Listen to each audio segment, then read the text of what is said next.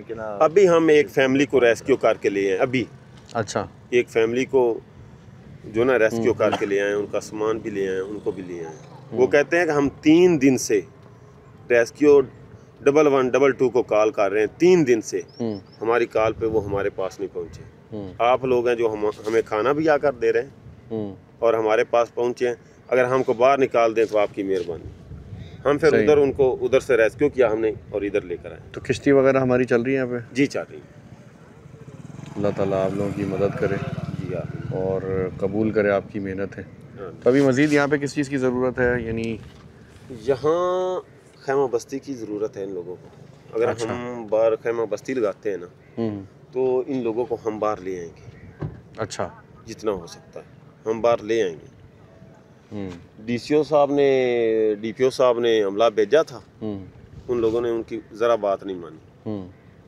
وہ کہتے ہیں انہوں نے ہمیں بے سہارا چھوڑ دینا ہے.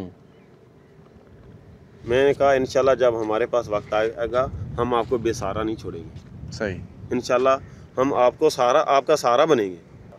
اور کون یہاں پہ مزید کام کر رہا ہے 1122 کے علاوہ؟ 1122 کر رہے ہیں اور ساتھ میں جو نا الخدمت والے وہ بھائی کام کر رہے ہیں اور ادھر کوئی نظر نہیں آ رہا. تو دوائیاں میڈیکل کا بھی کچھ کام؟ جی میڈیکل ہمارا کیمپ ادھر لگا ہوا ہے, آپ دیکھ کر آئے ہوں گے. جی وہ تو ہم نے وہاں پہ دیکھا. تو ادھر بھی ہم میڈیسن دے رہے ہیں اور اندر کسی بھائی کو ضرورت ہوتی ہے, کال آتی ہے تو ہم ان کو بھی میڈیسن پہنچا رہے ہیں. صحیح ہے. تو پانی کی کیا ابھی صورتحال ہے؟ کوئی کم ہو رہا ہے؟ پانی 4 انچ جو نا کم ہوا تھا اب پھر اوپر کی طرف آ رہا ہے. اچھا جی اب پھر بڑھنا شروع ہو گیا. یہ تو خدا نہ خواستہ اگر بڑھ گیا تو یہ تو اور زیادہ مسئلہ پھر بنے گا. بہت زیادہ مسئلہ بنے گا. آپ لوگوں نے دیکھی صورتحال یہاں پہ.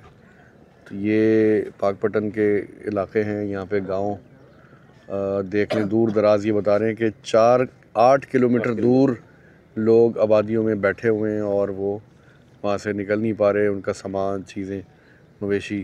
تو یہ حالات ہیں جی سیلاب کے. اللہ تعالیٰ رحم کرے.